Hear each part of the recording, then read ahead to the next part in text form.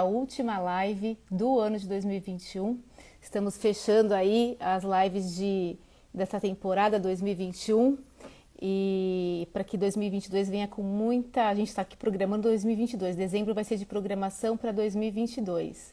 Então, quero agradecer aqui para quem está entrando.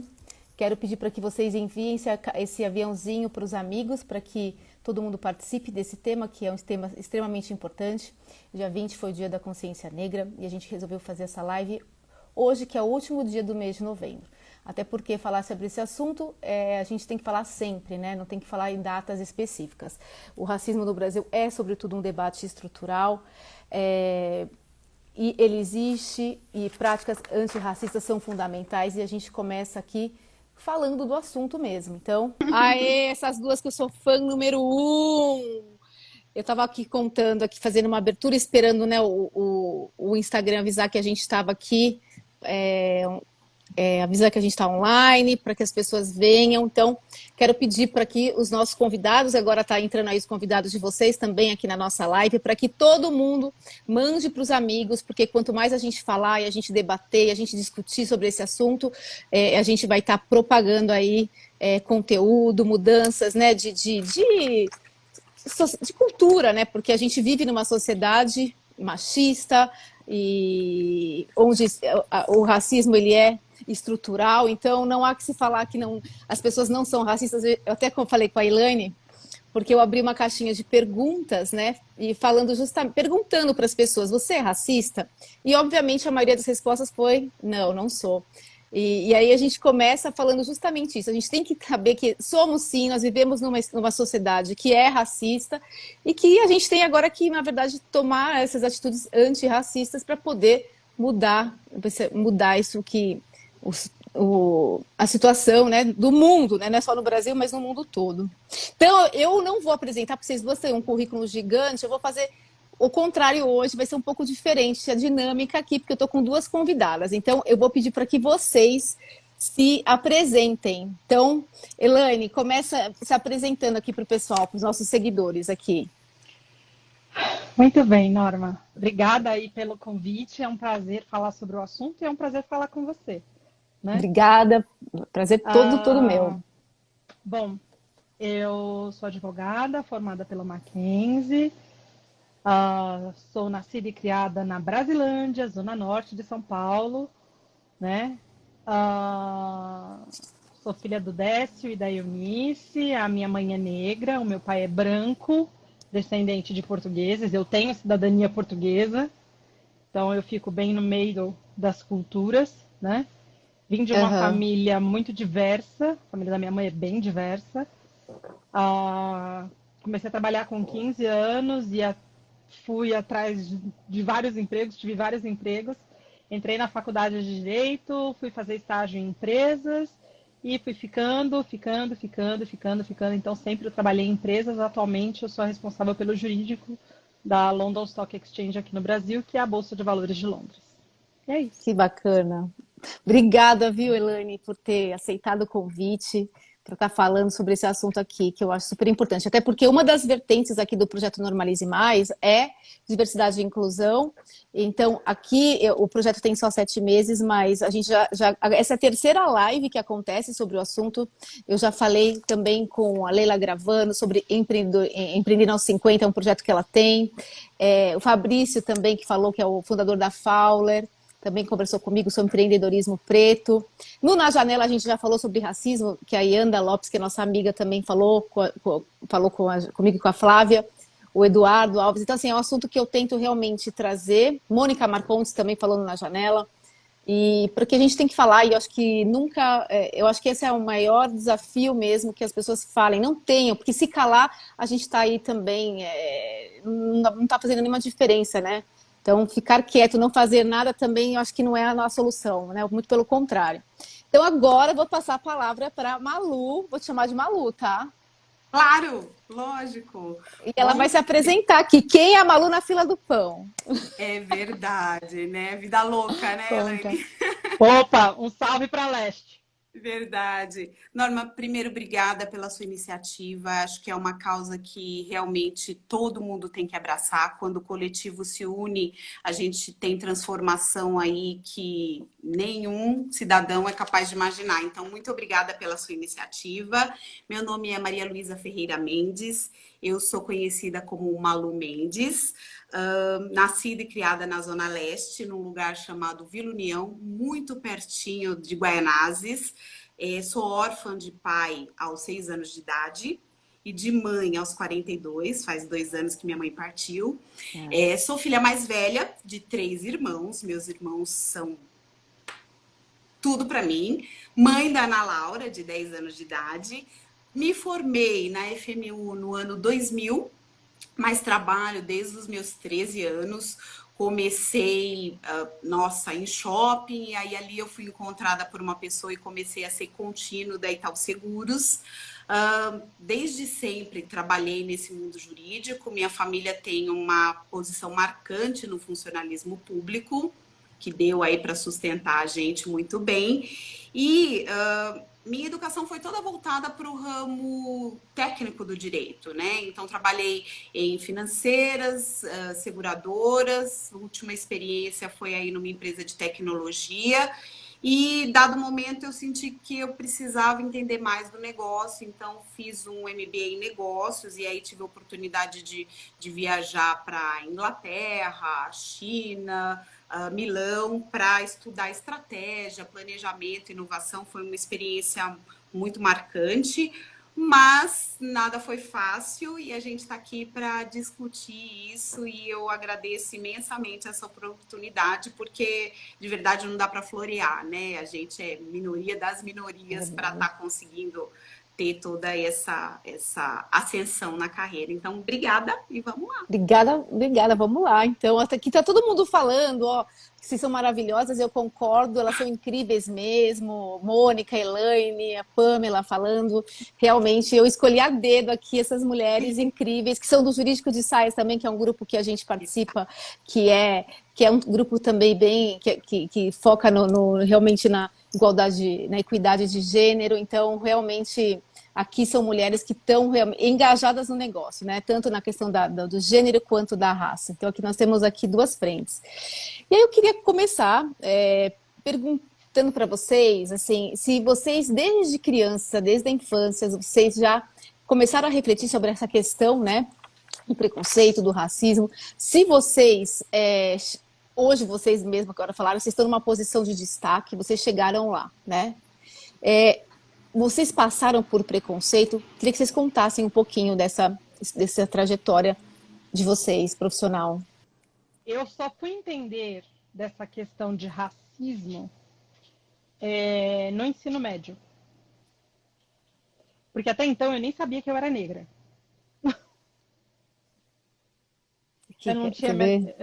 Eu não conseguia entender isso e a dimensão disso. Porque, vejam, meu pai é branco, minha mãe é negra. A família do meu pai é toda branca. A família da minha mãe é mesclada, tem de tudo. Eu falo que nós somos o catálogo da MEC. Porque você olha, tem todos os tons de base, tem todos. Então, assim, eu tenho prima e irmã que é ruiva. Né? E também tenho prima e irmã que é negra de pele bem escura. Mas aí tem os tons ali no meio. Então, assim, tem uma foto que eu tô com 4 primas. E assim, cara, se organizar direitinho é o catálogo da MEC ali. Uma diversidade total.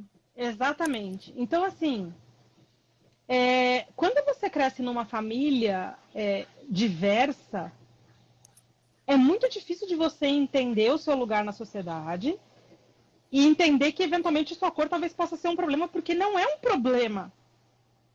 Então, quando eu era criança, eu tinha certeza de que, quando eu fosse adulta, eu seria como a minha prima, que é ruiva. Mas porque eu não entendi essa questão da cor da pele. Eu achava que quando eu crescesse... Sabe aquela coisa de referência de menina? Okay, a menina sempre tem uma moça que ela se espelha e ela quer ficar daquele jeito. Então, assim, eu e uma outra prima, a gente fazia loucuras para ficar com o cabelo igual o dela. Então saíam algumas coisas estranhas que a gente penteava e fazia ali e falava, tava horrível. Mas a gente falava, tá igual da Alessandra. Então Não, eu e não aí, via. Pode não, falar, e aí Gabi. quando, não, você falou foi no colégio, né, já. Exato. E aí, assim, no colégio, que eu conheci uma amiga que ela vinha de uma família negra, ela era negra, de uma família Hum. negra, ali da Casa Verde, e a Casa Verde, não sei se você sabe, mas sempre foi um reduto de quilombolas. Casa Mas Verde, eu Parque. sou de Santana ali, da região, eu sou ali próxima. Então, Casa Verde, Parque Peruche, Peri, eram redutos de quilombolas. E assim, é uma comunidade muito ligada ainda aos valores, né? A religião, a música, as principais escolas de samba ali da Norte ficam naquela região. E aí ela começou a comentar comigo sobre racismo, sobre ser negra. E aí eu ficava olhando assim, e aí um dia ela falou assim pra mim, mas você tá me olhando com cara de quê? Que cor você acha que você tem? Ué.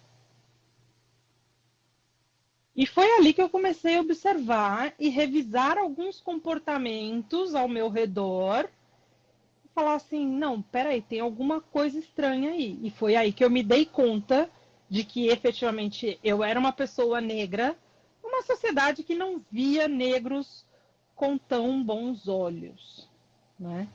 Uhum. Mas e foi interessante porque assim eu falei pro meu pai, pai, eu sou negra, né?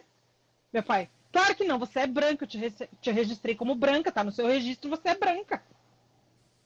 Olha que coisa. Não, pai, mas eu sou negra. Não, não é. Eu acho que na cabeça dele, de alguma forma, porque meu pai, assim, ele era uma pessoa muito visionária e que falava pouco.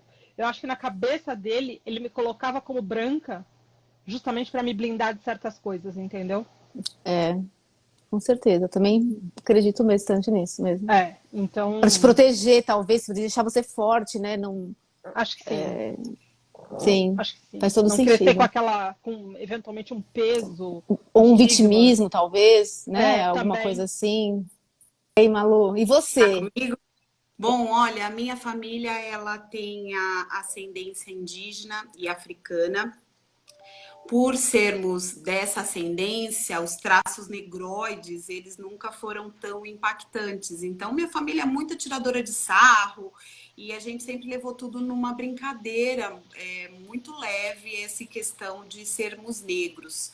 Justamente porque os nossos traços não são negroides e a nossa ascendência tem essa mistura brasileira, né? Que no Brasil acontece. Mas eu me lembro de um episódio que eu era criança e minha irmã me chamou de neguinha, porque a pele dela é mais clara que a minha. Eu lembro que eu chorei horrores na infância, porque ela me chamou de neguinha. Tinha uma música do Luiz Caldas, né? Nega do cabelo duro, Nossa, que não gosta Que de não gosta pentear. de Nossa, eu pentear. lembro que ela essa cantava música é aquela música maldita. pra mim.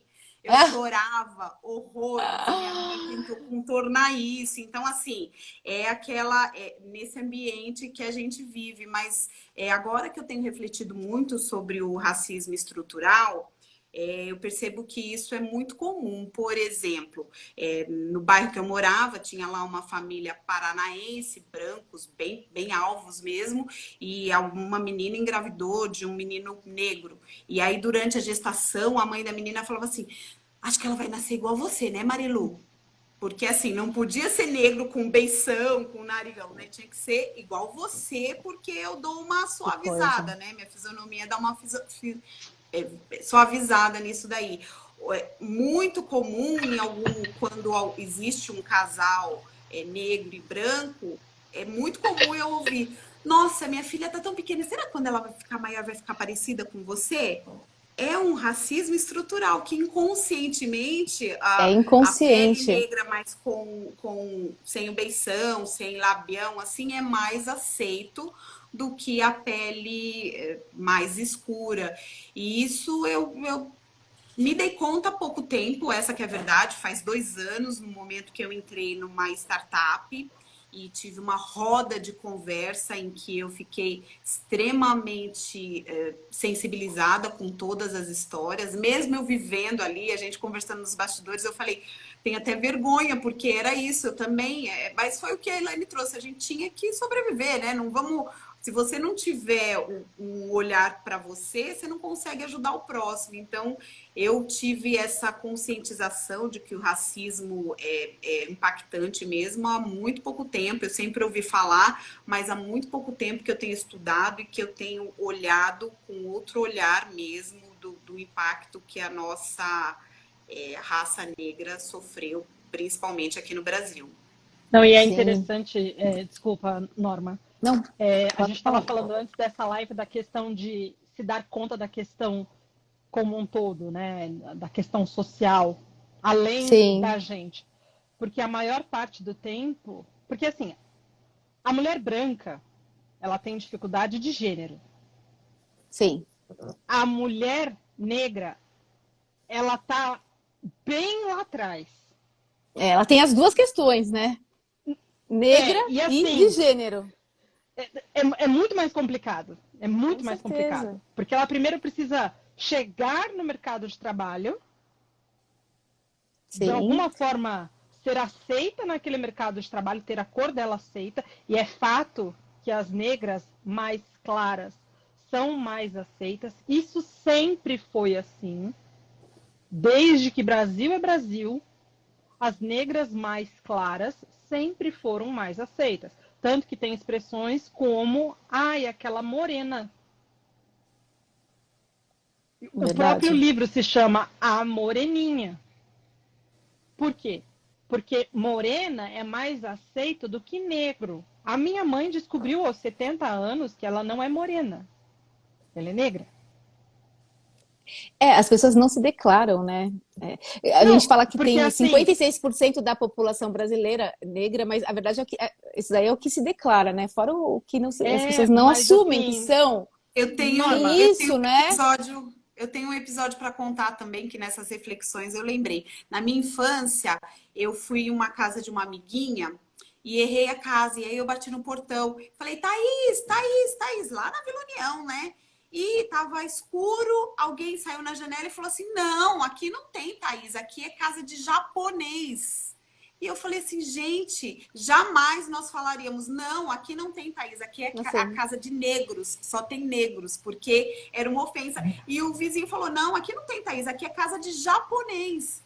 Eu falei, nossa, jamais a gente jamais falaria aqui só tem negros, né? jamais. Porque é uma diminuição da Exato. pessoa, da dignidade da pessoa, você falar que aqui só tem negrada, né? Então é algo que é ofensivo. Então é aquilo, ofensivo, né? naquela época, eu sei lá, eu devia ter 12 anos, naquela época, aquilo me chamou a atenção. E mesmo assim, olha quando eu fui despertar para tudo. Então Porque, na Bom, o verdade, importante é Malu, despertar, né? mas, Malu, a gente só estava sobrevivendo.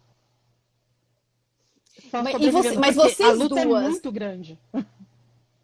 mas e vocês, vocês hoje têm cargos de liderança. Para chegar nesse cargo, vocês sentiram no dia a dia do trabalho os preconceitos? Vocês viveram algumas situações assim, ou era algo mais velado? Porque a gente sabe que o velado existe, né? O preconceito Boa noite, Denise. foi por escritórios de advocacia. Sim. Sério? Não é à toa que o livro da Djamila coloca um estudo da Cida Bento que mostra que apenas 1% dos cargos sêniores e sócios dos escritórios de advocacia é composto por negros.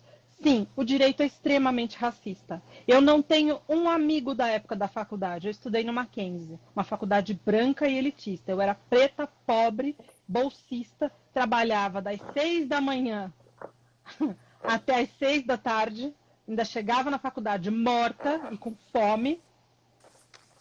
Eu não tinha, meu pai não era ninguém, minha mãe não era ninguém, então eu não servia para networking, eu não servia para absolutamente nada. Então eu não tenho contato com as pessoas do Mackenzie. As pessoas, eu não tenho foto com colegas de faculdade.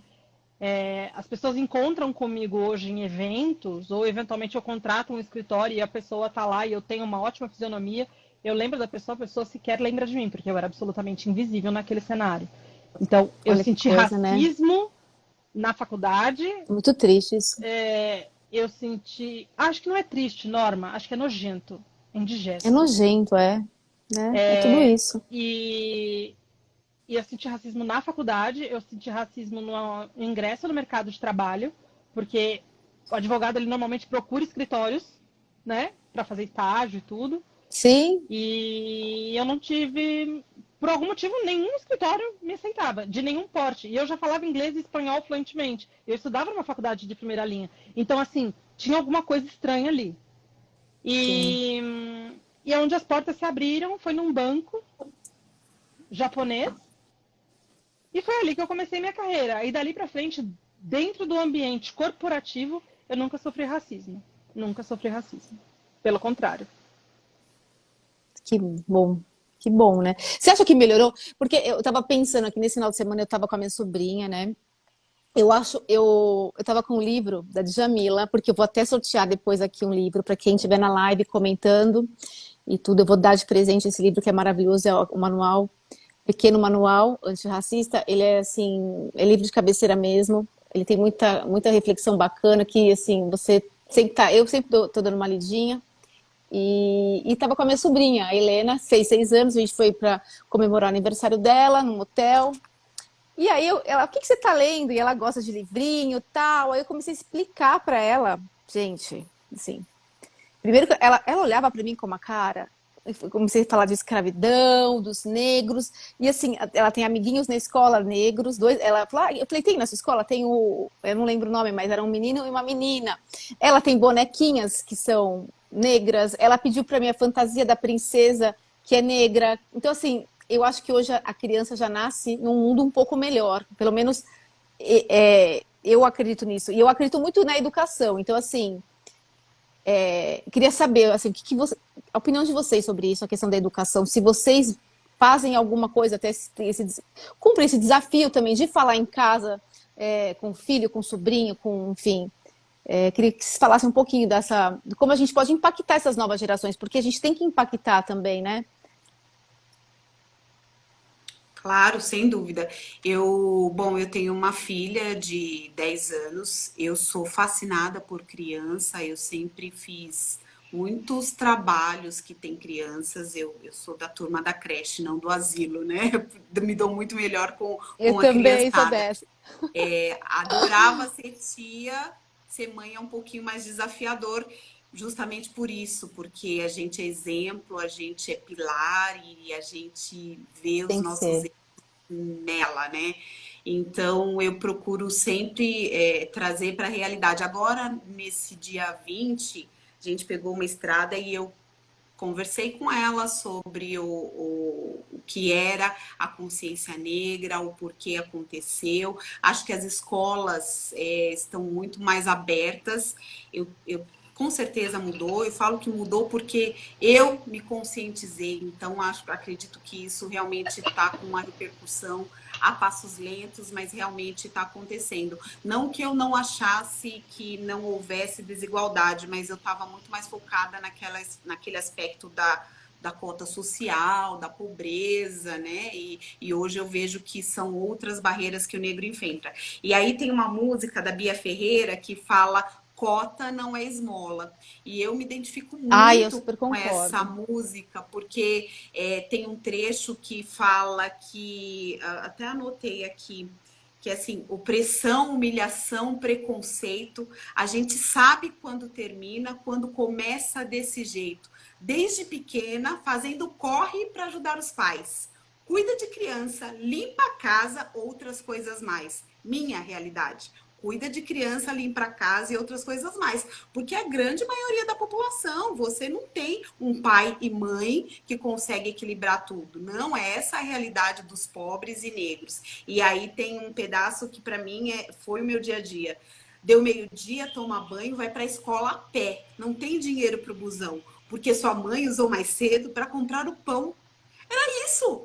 Olha, tô deixando aqui o dinheirinho do pão e eu vou pro metrô a pé. Era a nossa realidade. Então, eu conversei com ela, eu falei, filha, ela adora essa música. Eu falo, filha, você consegue entender o que tá dizendo essa música? Significado.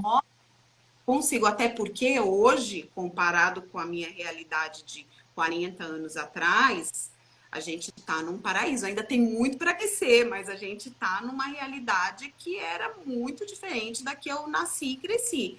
Então, eu faço questão de trazer essa conversa para ela, mesmo no carro com as amiguinhas. E a escola que eu elegi para a educação dela, eu fiz questão de trazer esses valores, não só com relação ao negro, mas com relação a todas as outras diversidades que a gente enfrenta. Então, eu, quando fui procurar a escola, eu fiz questão de ver se isso estava nos valores, não só no Sim. papel, né? No comportamento mesmo. Então, a mudança vem a partir daí, né? Eu acho. A Denise aqui fez um comentário. Eu acho que muito mais do que ensinar e falar com as crianças sobre racismo, nós devemos observar se nossas ações são antirracistas. A criança aprende pelo exemplo e não pelo discurso. Eu concordo plenamente, viu, Denise? É isso mesmo. Essa música realmente é bem forte, aqui as meninas estão comentando. E é a realidade, né? É bem isso. E eu acredito muito na educação mesmo. Eu acho que eu acho que é onde a gente vai conseguir, acho que, fazer mudança, sabe? Sendo exemplo, educando. Então, eu até fui atrás, porque para explicar para uma criança tudo eu achei bem complexo. E aí eu fui atrás de uns livros para Helena. Eu até publiquei aqui no meu Instagram, Eu porque vi, Norma, e assim, você viu? eu falei assim, eu vou deixar para conversar com a Norma sobre esse tema dos livros na live, né? Eu gosto muito de ler, né? Aliás, eu estou aqui na minha biblioteca, que é meu escritório, então meus livros estão por aqui. E outro dia eu fui até a Martins Fontes e eu estava justamente verificando. Eu tenho sobrinhos postiços, eu sou filha única, mas eu tenho Aham. sobrinhos postiços, né? De várias idades. E aí eu estava observando a parte infantil para comprar livrinhos para eles, porque eu sou uma tia que gosta de comprar livros e tal. E aí eu olhei assim, tem vários livros hoje em dia com personagens negros, com temática negra. Tem muita coisa. Mas eu, Elaine, ainda me incomodo com o peso, e aí eu vou jogar para a Malu, porque a Malu tem filho, eu não tenho filho, com o peso, com a carga que é colocada nessas histórias, porque são crianças. Então, assim, é um tema muito pesado, muito indigesto, e às vezes as histórias são muito, assim, reativas, então eu não gosto, eu não achei nenhum livro até agora que eu achasse que fala sobre o assunto de uma forma sutil, sem assustar aquela criança. Eu ainda não achei, porque é pesado. Eu também não gosto de bonecas negras. Eu tenho verdadeiro horror a Mas bonecas por negras. quê, Elaine? Porque quando eu era criança, e a Malu vai lembrar disso, que a gente tem mais ou menos a mesma idade, você lembra, Malu, que as bonecas negras, elas eram horríveis e assustadoras? Mas não tinha quase, né? A verdade é essa. Tinha sim, tinha, mas elas eram horríveis. As que chegaram para mim, elas eram horríveis e assustadoras. Então, assim, até hoje, eu não gosto de boneco negro. Eu tenho isso comigo, assim, não eu curto a uma norma.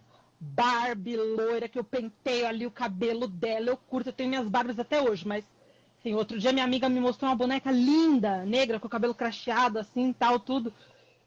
E ela falou, olha, Elane, eu vou te dar uma de presente. Eu falei, A Malu não, caiu. não, obrigada. Ela falou, mas você não gosta? Eu falei, não. E eu me sinto mal, Norma, porque me traz uma memória ruim de bonecas feias que me assustavam. Ah, mas hoje elas são mais bonitas. Mas você nunca vai entender isso. É tipo, Então, tem coisas que você eu nunca vai falo, eu entender. quero ser porta-voz aqui, porque tem coisas que eu não sinto, eu não vivi. Então, de fato, eu sempre tento ter muito Eu tinha cuidado. pânico, era assustador, era horrível aquilo. Era horrível. Elas eram feias, elas eram mal feitas, elas. Nossa, assim. E isso impacta, sabe? Então, não. Eu tenho horror a bonecas negras, até hoje. Que coisa. Tem uma pergunta aqui, peraí que eu achei bem legal. A Malu caiu, mas voltou ainda bem. Isso aí, a gente cai, mas volta. É, Deixa eu pegar Ah, aqui. eu tenho um ponto para falar dos livros. Eu caí, mas voltei. Tem um que eu gosto muito, chamado Garoto Marrom, do Ziraldo.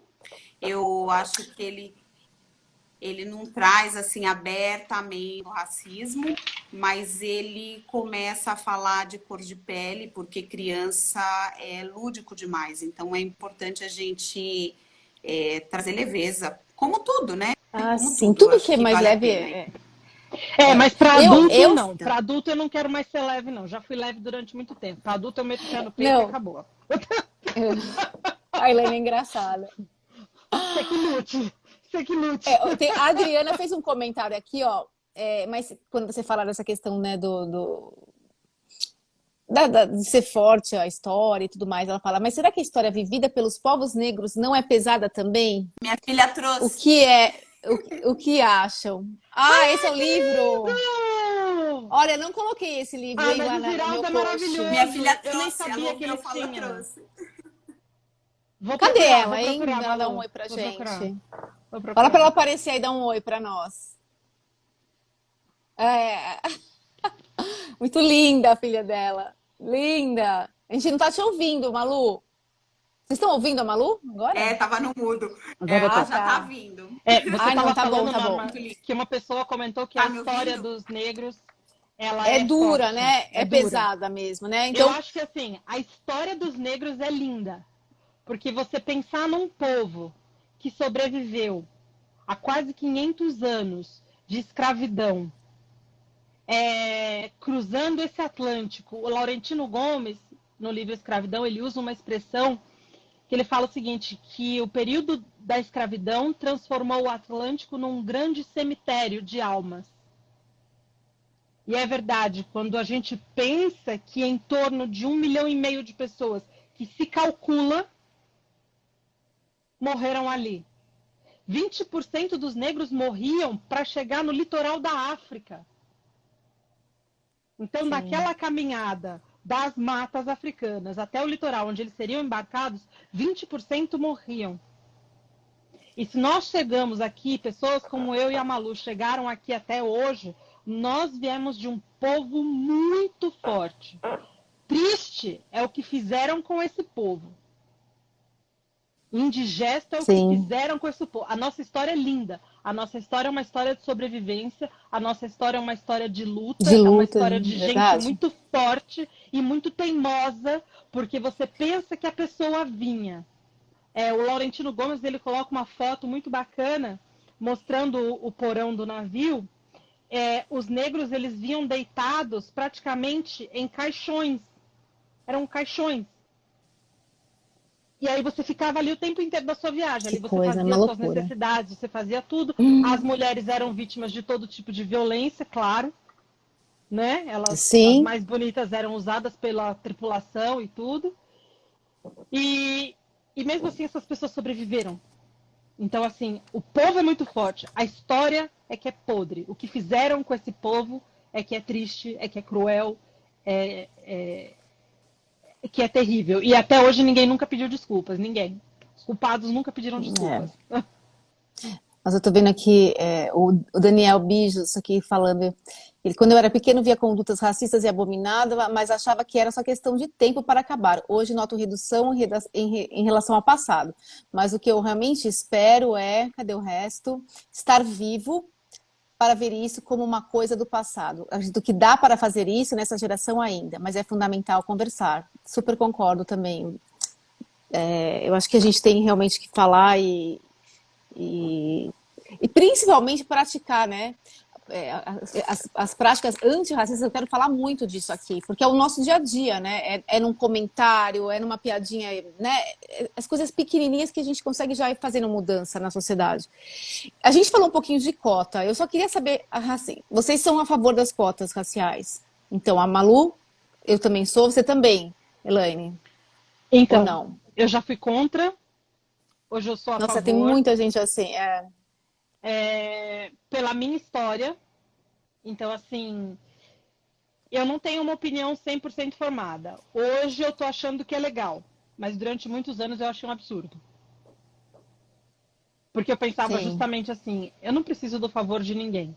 Mas hoje eu vejo a quantidade de negros que conseguiu ter acesso a uma educação de qualidade nas grandes universidades por meio do sistema de cotas. sim, É inegável isso. É inegável que o sistema de cotas, sim, trouxe benefícios nos mais funciona, né? diversos Trouxe aspectos, não benefícios. só na questão da educação, mas também em concursos públicos, porque concursos públicos têm cota também. Uhum. Então, assim, é muito bacana. Hoje, eu apoio. Eu também já fui muito contra, justamente por conta da minha própria história. Você fala, poxa, se eu Se eu conseguir, lutei, como é? assim?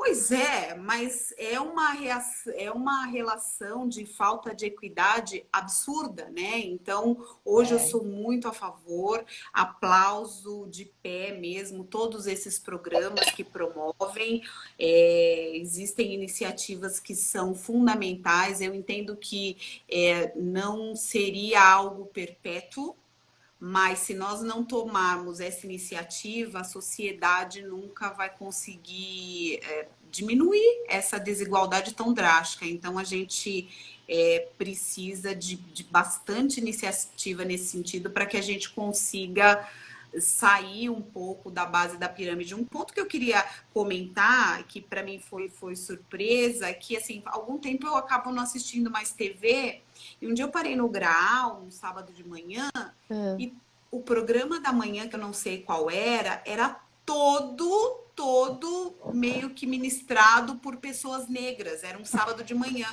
E aquilo eu falei, nossa, que coisa boa, porque a Globo, pelo menos, sei lá, de 10, 15 anos atrás, não tinham, né, protagonistas num sábado de manhã com pessoas negras. Então, Foi começou-se com a cota. uma edição especial do É de Casa por conta da consciência negra.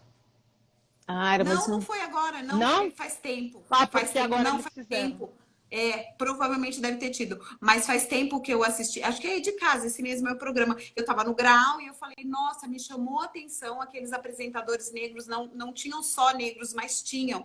E para você perceber como que há 10 anos eu não notaria isso, né? Porque você não tinha uma representatividade negra em nenhum posto, né? Nem em TV, nem no mundo corporativo, nem no judiciário. E então a cota realmente teve um papel e vai ter ainda um papel fundamental. A gente tem essa aprovação desde 2012, então a gente está falando de uma década dessa atividade, dessa ação afirmativa, então ainda tem muita coisa para se fazer e eu tenho Sim. certeza que a gente vai caminhar para o melhor, sim, para não perder os Vocês talentos, conhecem, né? com certeza, vocês conhecem esse programa Olhos que Condenam? A Silvia Zago está aqui, que já passou aqui no Normalize Mais também. Ela fala, recomendo muito o programa Olhos que Condenam com o Procurador da República, Dr. Rodrigo Campos. Ela até coloca um link aqui. Eu não sei se alguém quiser acessar, mas depois eu vou ver. Eu também não conheço esse programa, Silvia. Não sei do que se trata aqui. Estou vendo aqui os comentários. Eu acho que vocês nessa posição já de liderança que vocês estão, a gente sabe que mulher negra em liderança é um número pequeno. Eu acho que é importante porque ter uma liderança consciente, outro dia eu fiz uma live sobre capitalismo consciente, isso envolve liderança consciente, e liderança consciente tem a ver também com diversidade e inclusão, né? Um líder consciente, ele tem uma equipe diversa, né? Então isso é o presente, não só o futuro, é o presente. Eu queria ver, vocês aí como líderes, o que vocês acham aí que as empresas podem fazer então, né, para melhorar esses números, para a gente ter mais negras, mais mulheres, mais negros e mulheres e, enfim, em cargos de liderança? Olha, eu trabalho num conglomerado com mais de 18 mil empregados em 185 países. Eles têm vários programas de diversidade e inclusão, conseguiram bater todas as metas relacionadas à inclusão de mulheres, inclusão de população LGBTQIA+. Mas eu participei de uma reunião em que eles diziam, olha, nós conseguimos bater todas as metas de diversidade, exceto em relação aos negros. E aí tinha eu e mais outras pessoas negras na sala, e aí a pessoa me perguntou, por que que vocês acham, digam, por que que vocês acham, o que que falta a gente fazer? Eu não sei. E só uma coisa que eu não ouvi, porque cortou, não sei se cortou para todo mundo, mas para mim cortou aqui, Elaine. Isso aqui no nível Brasil ou não? Mundial? Como que Global. é? São 185 Global, tá. países, são 18 mil Ah, tá bom. funcionários. Tá bom. E eles bateram todas as metas de mulheres, né? População LGBTQIA+, mas em relação aos negros, não anda. Não anda. E aí perguntaram para mim e para outros gestores negros, o que vocês acham que a empresa deveria fazer? Norma, eu não sei. Eu não sei. Eu não sei. Porque mas eles justificaram, assim, Elaine, por conta de questão de qualificação, porque se fala muito nisso. Eu também, falando nisso em conselhos de administração que eu falei com a Giovana. Porque também, para ser uma conselheira, a gente está falando de mulheres em conselhos, você tem que ter experiência, você tem que ter uma série de fatores aí, né? Muitos negros sequer aplicam para determinadas vagas. É a síndrome do impostor, né? Não, tem nada de síndrome de impostor, não, Norma. É vergonha mesmo. Porque a pessoa realmente não aplica para a vaga porque ela tem vergonha de ser rejeitada. Então, assim, eu ouvi em podcasts negros falando, eu não aplico para determinada vaga porque eu não acredito que vão me chamar. Eu acredito que essa possa ser uma razão. Eu não acredito na questão da qualificação, que falta qualificação, não acredito nisso. Isso, assim, é uma desculpa muito bacana para quem realmente não está ligado na diversidade, entendeu? Porque qualificação se adquire. Sim. E assim, se você efetivamente quer incluir, quer diversidade, você tem que pensar muito além. Então, eu não acredito nisso. Mas eles estão fazendo pesquisas, estão fazendo estudos para ver como que resolve isso. Mas é muito difícil mesmo. E a gente, assim, eu converso com colegas africanos, né, a gente tem base no continente africano, e, cara, até lá é complicado de falar sobre isso. Na África do Sul mesmo, a maioria das pessoas na área jurídica, eu tenho uma colega lá que é negra, que é a head de privacidade, e ela falou assim, olha, Elaine, eu vou te falar que eu moro na África do Sul, eu sou negra, e a maioria aqui na área jurídica é branca. Então, assim, não sei o que acontece. E você, Malu, o que você acha? Eu acho que as empresas têm que implementar ações efetivas de diversidade e inclusão. Eu vejo que muitas multinacionais onde eu trabalho e onde eu já trabalhei têm esse programa muito forte, mas, de fato, eu acredito que existe também um papel educacional da sociedade empregada.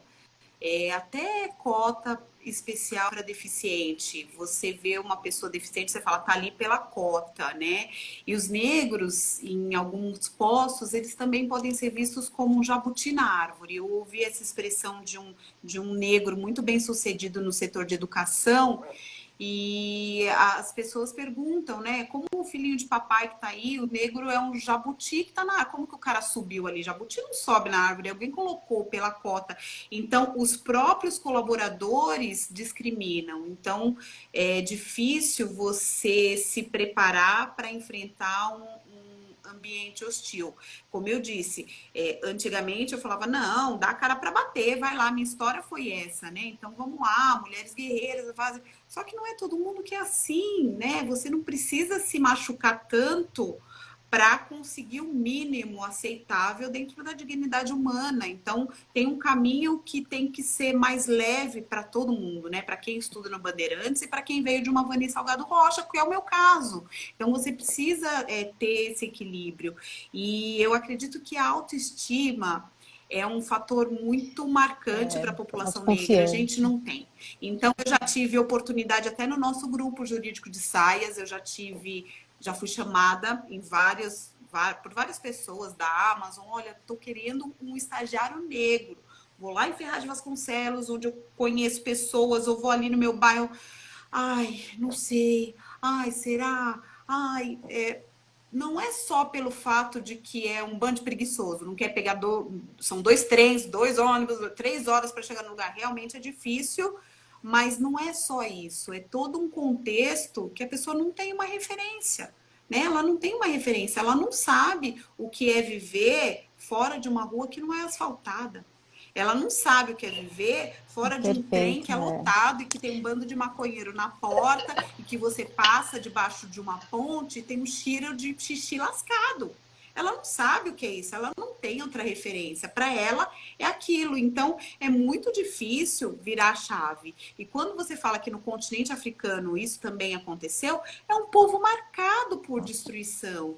E diferente dos judeus, de outras comunidades que também sofreram, a nossa raça, ela teve um núcleo familiar disseminado lá atrás.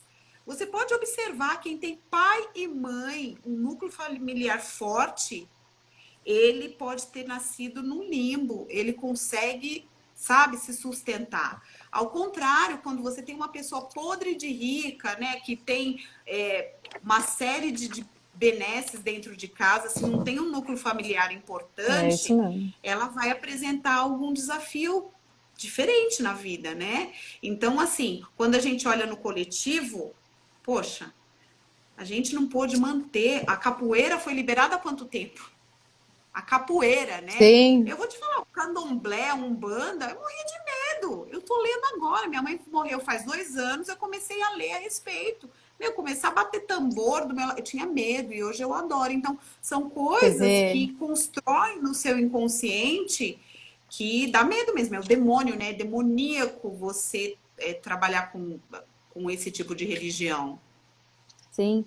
Então, é por conta disso, a gente tem uma ferida muito grave na estrutura. Não, eu acho que a Débora fez um comentário que eu queria ler, que eu achei legal, e eu concordo com ela, a Débora Figueira.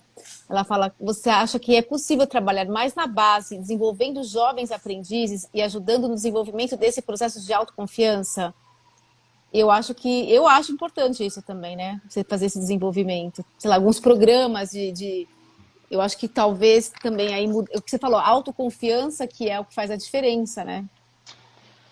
Mas aí nesses programas de jovem aprendiz, eu acho que as empresas precisam fazer um trabalho de busca ativa nas escolas. Há muitos anos, o meu tio, ele tinha 13 anos e ele participou desse processo de busca ativa que era promovido na época pelo Banco do Brasil. Eles buscavam jovens em escolas públicas para fazer estágio no Banco do Brasil. Meu tio trabalhou a vida inteira lá, se aposentou lá. Então, eu acho que as empresas precisam cruzar a ponte. Precisam, Precisam Meninas, cruzar a ponte. Eu queria caminhar para uma mensagem que já vai fazer, daqui a pouco vai fazer 1 hora. Então, eu quero dar um espaço para cada uma de vocês agora, para vocês mandarem uma mensagem. Eu acho que uma mensagem para quem estiver ouvindo, para os brancos, para os negros, para que a gente seja a ponte, né, dessa história, das histórias de vocês, das experiências de vocês, e o que é importante para quem vive isso ou para quem convive com isso. Então, eu quero dar a palavra para a Malu primeiro. Bom, eu acho que minha mensagem final é que a gente consiga olhar para a desigualdade racial como um tema importante na nossa vida, que não seja apenas para inglês ver, que a gente realmente assuma condutas antirracistas no dia a dia, que a gente consiga apoiar os negros e não negros, né? Porque tudo se transforma no coletivo. Comecem a olhar sua rede social, quantos amigos negros vocês têm, comecem a questionar na empresa de vocês como funciona o seu programa de diversidade, quais ações são implementadas. comece a trazer para o seu dia a dia, na oportunidade que tiver, alguma reflexão, alguma ação efetiva no sentido de conseguir afastar a desigualdade racial. E eu acho que algo que é importante a gente pensar que a transformação ela não precisa ser gigante, né? Então são pequenos movimentos que vão trazer aí um coletivo mais preparado para uma sociedade mais igualitária e que a cor da pele não seja nenhum obstáculo para que os negros consigam assumir todas as posições, que a gente consiga sair da base da pirâmide, que a gente consiga participar sim de conselhos de administração. E de fato eu não tenho uma receita, ninguém tem. Se eu Ninguém tem. tivesse, Seria fácil, né? seria muito fácil, mas a gente está caminhando e não tem como voltar atrás. Então sugiro que a gente faça uma continuidade desse processo. Tem um livro aqui que eu queria até comentar, que se chama Um Defeito de Cor. Eu tenho. Que é da Ana Gonçalves. É bom esse livro? Maravilhoso, maravilhoso, é lindo. Eu vou te falar que eu ainda não depois terminei de ler, já estou com ele há 3 meses aqui, um amigo que surgiu na minha vida, sabe, Mostra me aí, apresentou Malu, melhor. e a gente... Dá terem ele aí. Um Defeito de Cor, da Ana Gonçalves. Ixi, tá ruim a internet. Será que é a minha? Conseguiu? Caiu? Consegui. Acho que é a Norma. A internet tá meio ruim, eu acho. Tá bom. É a minha. Ai, meu Deus. Não posso cair nesse final. Acontece. Chama-se Um Defeito de Cor, da Ana Maria Gonçalves. Eu não terminei de ler, eu tô na metade dele, eu preciso digerir, mas ele traz aí um pedacinho da nossa história, é fictício, né? Mas é interessante a gente ver isso, porque é isso, eu acho que todo mundo precisa saber das suas raízes, né? Se você é italiano, se você é alemão, se você é português... E os africanos também, a afrodescendência. Acho que é muito importante a gente saber qual é a nossa raiz e se vocês estão nesse caminho aí com os amigos, apoiem para que eles descubram isso. Acho que minha mensagem final é mais nesse sentido.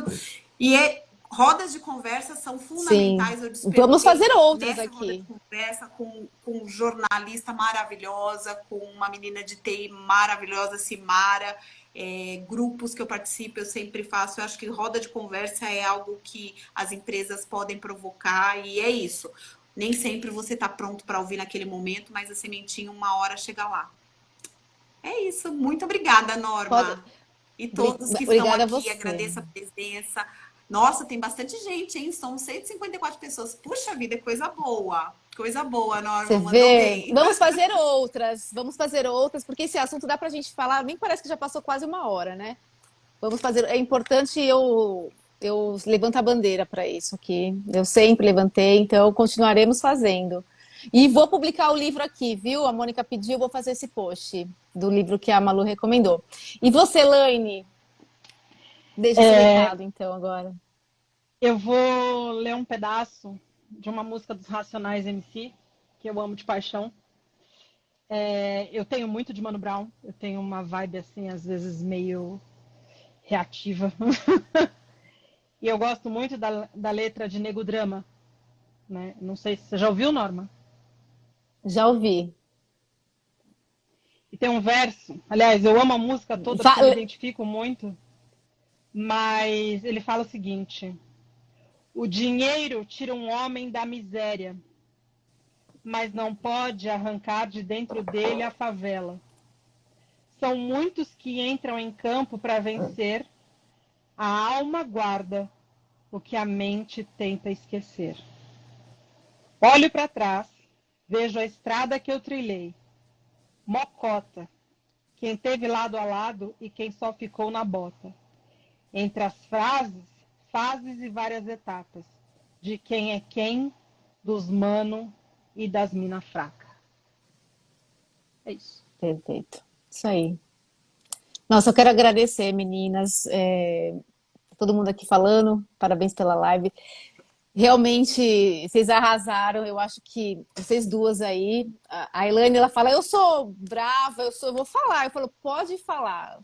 Tem que falar. Não tem. A gente tem que falar mesmo. É duro, mas é o que a gente sempre fala, né? É o mínimo que eu acho que a gente pode fazer. É o mínimo, é falar, é levar para a empresa, fazer live, é fazer roda de conversa. Então, eu quero ter rodas de conversa também para 2022. Essa é a última live do Projeto Normalize Mais. Então, eu quero fechar aqui deixando um agradecimento a vocês, para que vocês estão fechando com chave de ouro aqui, para falar desse tema. Agradecer a todo mundo que está aqui hoje. A gente está agora com 154 pessoas. Dizer que vocês não têm a noção do quanto eu fico feliz de ter vocês aqui, despendendo o tempo de vocês, ouvindo o que a gente está falando, participando das lives ativamente. Para mim, assim, é uma alegria imensa e isso que me motiva a continuar com o projeto. Então, agradeço muito e em 2022 a gente vai ter muita coisa boa. Em dezembro eu vou continuar falando aqui, talvez eu faça uma live sozinha para contar dos novos projetos 2022, mas ainda estou pensando se eu vou fazer sozinha ou não, porque eu estou muito acostumada em fazer com alguém. Mas é isso. Então, pode fazer sozinha, aqui a todos e todas. Eu nunca fiz sozinha, vou fazer. Normalizem, gente, vamos normalizar a diversidade, vamos falar mais sobre o assunto, né? Vamos normalizar tudo, porque a gente precisa realmente falar. Eu peço para vocês, vai ficar salvo aqui, eu vou mandar para o YouTube, peço para vocês encaminharem essa live, então, também para os amigos, para quem não pôde estar aqui, assistir de novo. Eu vou fazer o post do livro e agradeço vocês duas de todo o coração por estarem aqui, por toparem, por falarem, debaterem esse assunto e quero que vocês voltem, espero que vocês voltem e vai ser um prazer imenso ter vocês de novo aqui. Eu que agradeço por essa luz, por normalizar, tema denso, realmente não é fácil, mas a gente tem que dar nome às coisas e caminhar. Obrigada, Norma, vamos falar sempre e agir, né? Vamos agir, é isso mesmo, vamos agir. Norma, foi um prazer. Malu, então tá, meninas. Salve para leste. Um beijo para as duas, continuamos aí na luta. Um beijo. Boa noite, pessoal. Obrigada por tudo. Obrigada e vocês. Até mais.